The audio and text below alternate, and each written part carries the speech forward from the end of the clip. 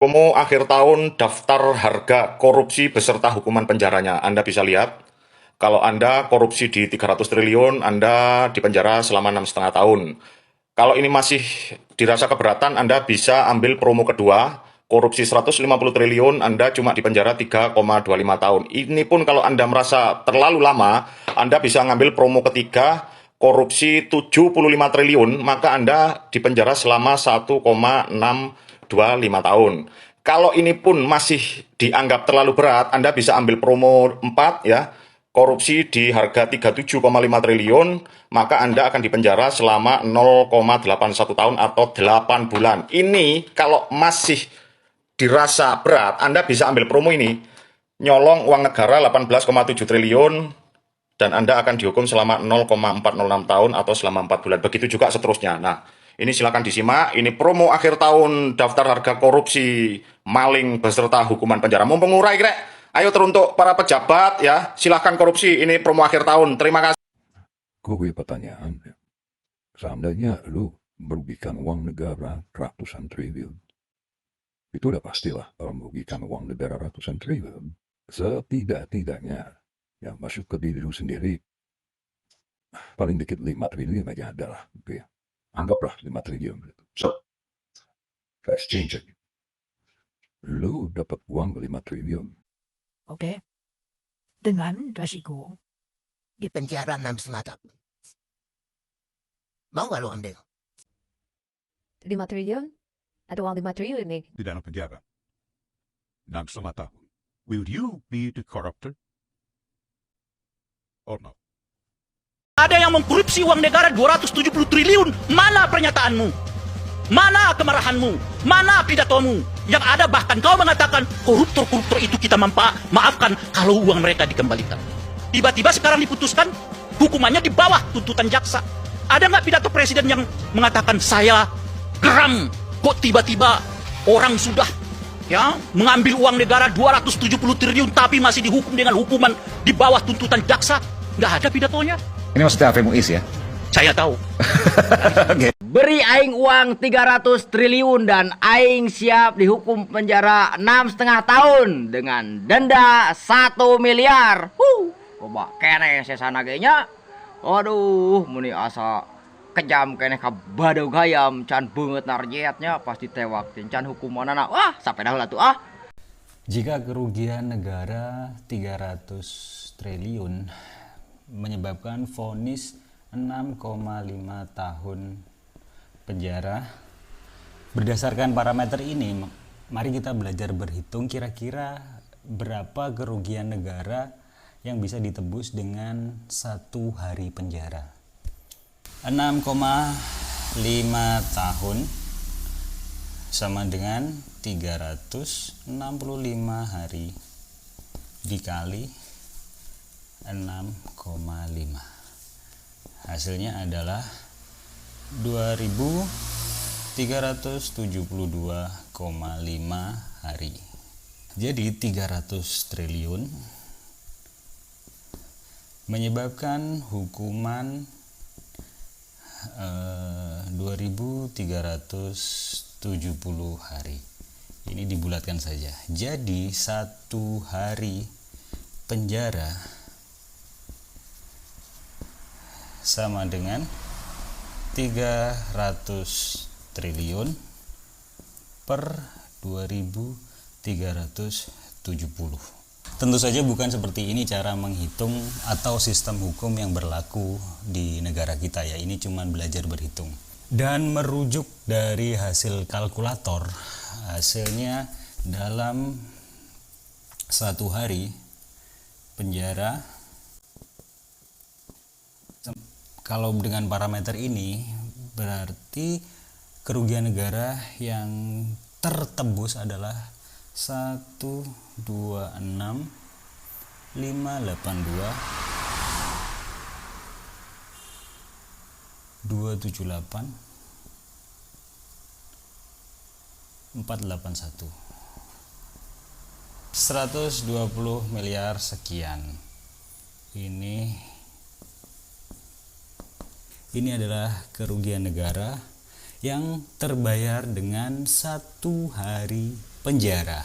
Ini kembali lagi bukan seperti ini sistem menghitung hukuman di Indonesia. Tentu saja banyak faktor, pelakunya ada banyak alasan-alasan, ada banyak keringanan-keringanan juga kan. Yang jelas kalau secara matematika, ketika kita merugikan negara sebesar 126 miliar sekian ini, hukumannya adalah 1 hari penjara. Karena begini saudara sekalian, kalau Prabowo nyuruh begitu, mana ada berani anak buahnya mengoreksi dia. Karena demokrasi tak ada di partai politik. Jadi kalau saya benar dukung, kalau tidak mencium tidak benar tinggalkan saya, nggak akan berani. Pertanyaannya dibalik, apakah Prabowo Subianto itu memiliki kemampuan untuk mengontrol anak buahnya tidak menyimpang, tidak memanfaatkan jabatan, tidak memanfaatkan sebagai partai penguasa untuk mengeruk kekayaan di republik ini. Masa Prabowo nggak ngerti sih? Siapa saja pembesar-pembesar yang main tambang, ya kan? Siapa saja pembesar-pembesar yang garuk duit negara, yang bocorin ini, bocorin itu, yang saudaranya main di badan usaha milik negara dan lain sebagainya dan lain sebagainya. Masa enggak tahu?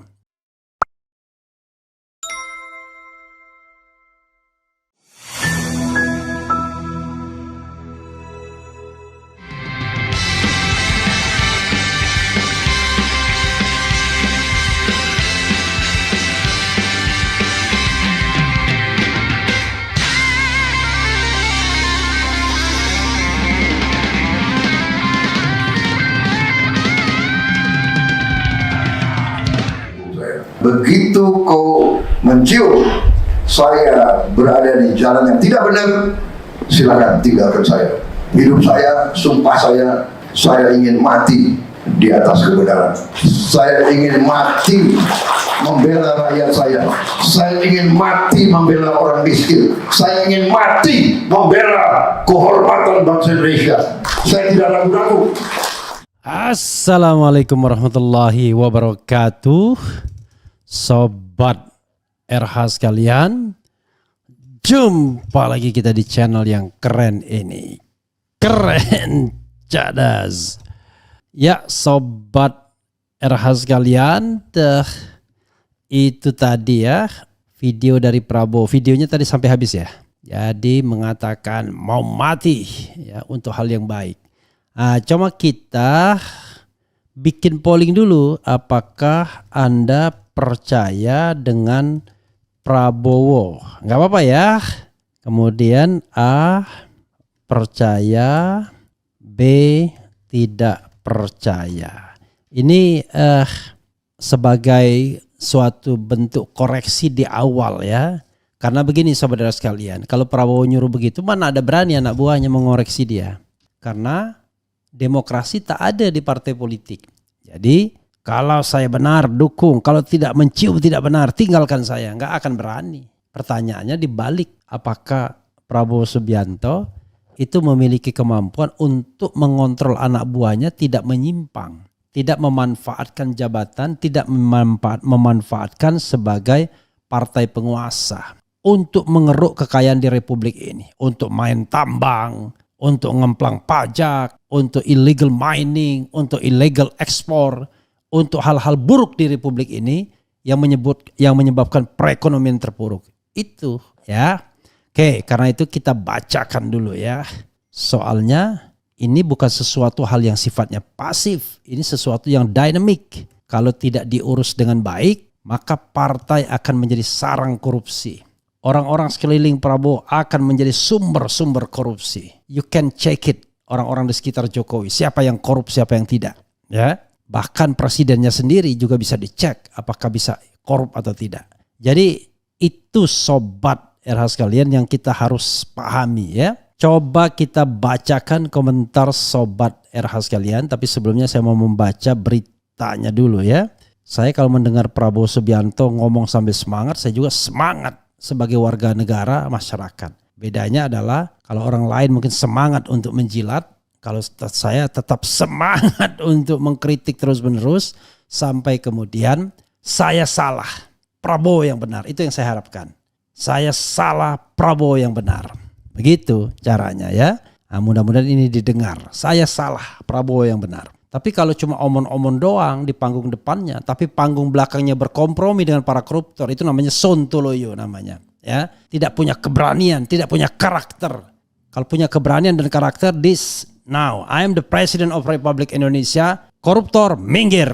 Jangankan menginjak istana dan menjadi bagian dari kabinet saya. Kalian akan saya proses semuanya karena saya tahu kalian koruptor semua. Kan begitu mestinya. Ya, masa Prabowo nggak ngerti sih? Siapa saja pembesar-pembesar yang main tambang, ya kan? Siapa saja pembesar-pembesar yang garuk duit negara, yang bocorin ini, bocorin itu, yang saudaranya main di badan usaha milik negara dan lain sebagainya dan lain sebagainya. Masa enggak tahu? Jadi jangan berpikir memberantas korupsi itu untuk korupsi yang incoming, yang akan datang. No, calon-calon koruptor itu sudah tergelar di atas meja. Anda seperti berburu di kebun binatang saja. So easy untuk nangkepin mereka satu-satu. Untuk memproses mereka satu-satu agar kemudian Indonesia ini betul-betul tentram. Indonesia ini benar-benar bisa diandalkan sebagai sebuah negara. Coba kita bacakan ya apa yang dikatakan Prabowo Subianto. Ya, saya selalu bersemangat kalau Prabowo menyatakan saya akan berantas korupsi, itu saya selalu bersemangat. Oke, Prabowo, saya ingin mati di atas kebenaran, membela rakyat. Kita bacakan dengan semangat ya. Presiden terpilih sekaligus Ketua Umum Partai Gerindra Prabowo Subianto memberikan arahan dan pesan bagi seluruh kader Partai Gerindra yang lolos ke DPR RI periode 2024-2029 di Padepokan Garuda Yaksa Hambalang, Bogor, Jawa Barat. Dalam pidatonya Prabowo mengingatkan kepada para kader agar senantiasa setia bangsa dan negara Indonesia. Ia pun bersumpah siap mati membela rakyat. Hidup saya, sumpah saya ingin mati di atas kebenaran. Saya ingin mati membela rakyat saya, tegas Prabowo. Saya ingin mati membela orang miskin. Saya ingin mati membela kehormatan bangsa Indonesia. Saya tidak ragu-ragu lanjutnya. Di pembekalan pendidikan dan pelatihan diklat yang berlangsung selama 2 hari terkhusus untuk para anggota DPR RI terpilih periode 2024-2029 dari Partai Gerindra ini, Prabowo pun mengingatkan kemuliaan berbakti untuk negara dan bangsa. Ingat, berbakti bekerja untuk rakyat kita itu mulia. Kita berada di jalan yang benar. Kita tegak lurus kesetiaan kita kepada rakyat, kepada bangsa kita, pesannya. Dari 18 partai politik peserta pemilu 2024, KPU menetapkan 8 diantaranya memenuhi ambang batas parlemen atau parliamentary threshold sebesar 4%. Dari hasil rekapitulasi, Gerindra mendapatkan 86 kursi di DPR. Dari 78 ke 86, jadi tambah 8 kursi saudara sekalian. Tidak lebih baik dari penambahan yang diperoleh oleh Golkar terutama, termasuk juga oleh partai-partai yang didukung Anies Baswedan. Ini memunculkan paradoks. Kok bisa Prabowo berpesta dengan suaranya, partainya enggak? Padahal yang namanya Gerindra itu identik dengan Prabowo Subianto. Ya, kok ada split tiket orang ya? Kok ada yang pilih Golkar, tapi kemudian Prabowo Subianto yang dipilih ya? It's okay, nggak apa-apalah. Tapi begitu ya Sobat Era sekalian. Jadi kalau kita bicara tentang tekad, jangan hanya omon-omon. Nanti kita lihat para pengkritik itu diapakan? Dihargai atau ditangkap atau kemudian dijebloskan dalam penjara karena Prabowo akhirnya bukan menjadi pemimpin yang mau mati demi rakyat, tetapi pemimpin yang menikmati kekuasaan. Nah, saya ngomong begini Sobat Era sekalian karena saya pengen berada di tempat yang pahit. Yang tempat manisnya sudah pasti banyak. Udah pasti banyak orang yang bertepuk tangan mengatakan Prabowo nasionalisme sejati, Prabowo hebat, Prabowo ini itu. Sambil berharap mudah-mudahan saya jadi menteri, mudah-mudahan saya jadi dirjen, mudah-mudahan saya jadi sekjen, mudah-mudahan saya jadi komut atau komisaris BUMN, mudah-mudahan bisnis saya lancar, mudah-mudahan ini dan itu. Hati-hati Pak Prabowo dengan orang-orang seperti ini. Inilah perusak bangsa. Jadi perusak bangsa itu bukan orang yang mengkritik kekuasaan, tapi orang yang berada dalam lingkar kekuasaan, menikmati kekuasaan, mencari rente dari kekuasaan, menggaruk uang negara, menggaruk kekayaan negara, membuat bisnis di dalam istana, menjadikan istana sebagai pusat negosiasi, ya, itu yang terjadi. Jadi sekali lagi, jangan risau dengan orang seperti saya. Orang seperti saya tidak punya daya rusak, cuma daya mengingatkan. ya paling bisa bikin rusak telinga saja, bikin merah telinga. Tapi yakinlah ya, tidak ingin jabatan, tidak ingin kenikmatan kekuasaan yang sekarang Pak Prabowo peroleh ya di dalam Pilpres kemarin. Tapi selalu akan harus ada orang yang mengingatkan. Jadi Pak Prabowo, saya hanya ingin mengingatkan, jangan ulangi kesalahan presiden-presiden terdahulu di mana keluarganya terlibat dalam KKN, terlibat dalam kenikmatan kekuasaan, terlibat dalam politik feodal. Bangunlah tidak hanya kesejahteraan rakyat dan pemberantasan kemiskinan serta pemberantasan korupsi, tapi juga demokrasi yang genuine, demokrasi yang partisipatif. Karena hanya dengan demokrasi yang partisipatif akan muncul pribadi-pribadi tangguh, pribadi-pribadi intelektual, pribadi-pribadi yang mandiri, bukan para penjilat, bukan orang yang kemudian ingin rente kekuasaan, melipir kekuasaan siapapun yang menang. No, orang tersebut bukan orang yang setia sesungguhnya, tapi orang yang cuma sekedar ingin menikmati kekuasaan. Begitu Pak Prabowo ya. Oke, mumpung kita bisa bicara keras. Saya tidak tahu setelah dilantik tiba-tiba tidak ada lagi ruang demokrasi. Mudah-mudahan tidak terjadi demokrasi kita yang regresif. Seperti dikatakan Pak Jim Lee, salah satu pendukung Anda di Melbourne University, bahwa demokrasi di era Jokowi regresif. Mundur, bukan progresif, tetapi mundur, bukan maju. Padahal yang namanya amanat konstitusi adalah menumbuh kembangkan kedaulatan rakyat. Ya, negara Indonesia adalah negara yang berkedaulatan rakyat. Jadi bukan berkedaulatan presiden. Tidak ada daulat raja atau daulat presiden, tapi yang ada adalah daulat rakyat. Ya, begitu sobat era sekalian. Oke, saya juga bicara mengenai membuat polling ya. Ini mohon maaf kepada Pak Prabowo, saya terpaksa membuat polling untuk melihat apakah Anda percaya dengan Prabowo, dan dari 1.800 yang voting, yang percaya cuma 28%, yang tidak percaya 72%. Jangan marah Pak ya. Karena ini bisa dibungkam dengan prestasi Bapak. Akan terbungkam mereka yang tidak percaya itu. Oke, lihat saja nanti menteri-menterinya siapa saja. Kalau masih ada Erlangga dan Bahlil, ya sama aja bohong deh. Saya tunggu cuma bacain ya. Kalau Pak Wowo benar tepati janji, langkah awal harusnya usut akun Fufu Fafa ya. Familinya dicarikan pekerjaan. Tergantung standar yang digunakan untuk menyatakan sesuatu adalah benar atau salah. Apakah pemilu kemarin benar atau salah, adil atau zalim? Kebenaran mesti dimulai dari fondasi yang pasti benar. Nah, kalau sudah ngomong begini pusing kepala saya, ya. Karena saya punya standar tinggi, yaitu haram hukumnya mengendorse menjadi bagian dari pemimpin yang memperoleh kekuasaan dengan cara curang. Dan saya meyakini itu, bahwa kecurangan terjadi. Terutama cawe-cawe Mulyono dengan menggerakkan aparat negara dan keuangan negara. Termasuk BUMN di dalamnya. Termasuk menteri-menterinya ikut terlibat. Jadi kalau pakai baseline begitu, pusing awak. From the beginning saya mengatakan haram, tidak percaya. Tapi sudahlah, sebagai umat manusia, sebagai warga negara, walaupun pemilunya comberan, saya mengatakan, walaupun menang dari comberan, tapi mudah-mudahan he becomes an enlightened leader. Dia menjadi pemimpin yang tercerahkan. Pemimpin yang memiliki komitmen dan jiwa nasionalisme tinggi. Pemimpin yang tidak menikmati kekuasaan, tapi tidur dalam keresahan karena rakyatnya makan atau tidak. Bukan pemimpin yang enak-enakan, ya. Sambil meninggikan elektabilitas dan popularitas terus-menerus melalui lembaga survei yang suka bohong-bohong, ya, atau lembaga survei yang surveinya dibuat sedemikian rupa.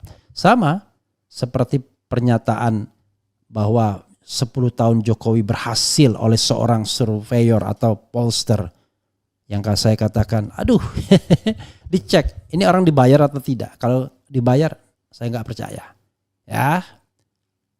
Entah dibayar masa lalu, masa kini, masa depan, I don't know exactly. Ya, begitu banyak sekali pengkhianat di Republik Indonesia ini. Ya, banyak sekali orang yang takut miskin, banyak sekali orang yang takut kelaparan, banyak sekali orang yang takut tidak mendapatkan bagian dari kenikmatan hidup atau kenikmatan jabatan. Ya, na'udzubillah min zalik. Ya. Kemudian kita bacakan lagi ya. Nah, kalau soal standar yang digunakan, saya juga bingung, Pak. Mengangkat Tommy Jiwandono sebagai wakil menteri, ya walaupun Jokowi yang mengangkat, apa itu tidak nepotisme? Oke, nanti kita lihat ya.